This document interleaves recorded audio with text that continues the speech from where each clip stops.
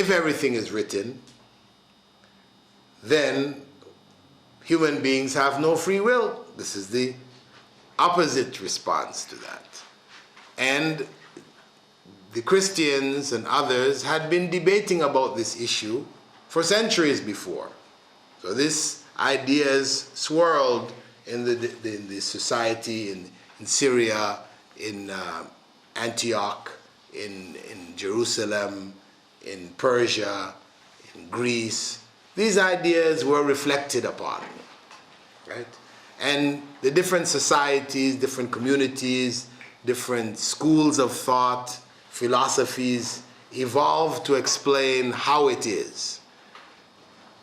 For all of them, they either ended up saying God doesn't know and human beings have free will, or they ended up saying God knows and human beings don't have free will.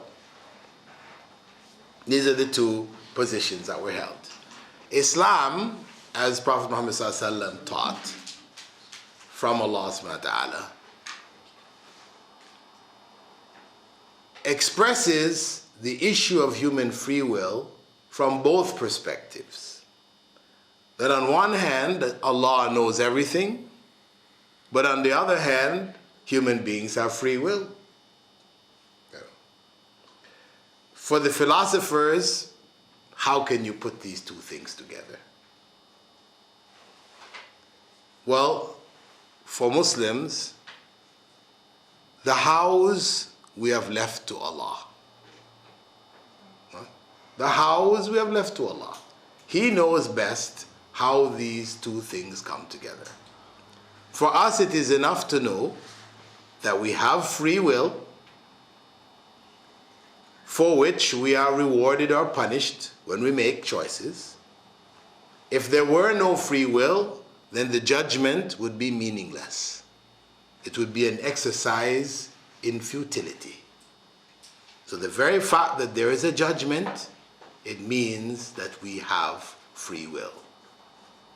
At the same time, Allah knows everything. To say that He doesn't know everything is to imply that He is not absolute. If there's some element of knowledge that escapes Him, He's not a complete God.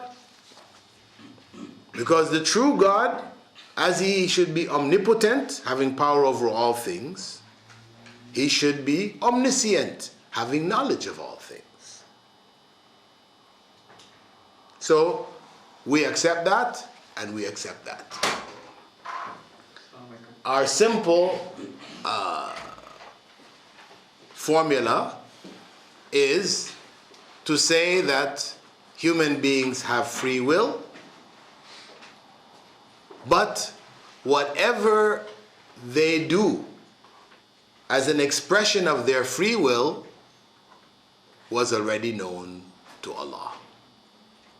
And the fact that it was known to Allah doesn't mean He forced them to do it.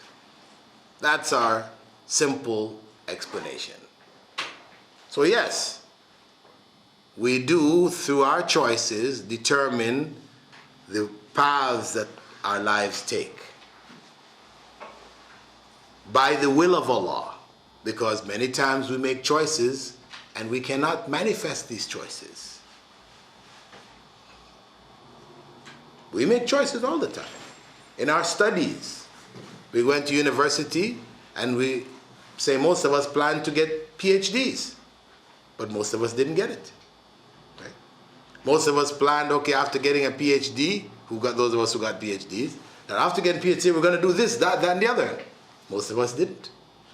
So we know that whatever we choose and is manifest, becomes manifest in life, this is by the will of Allah.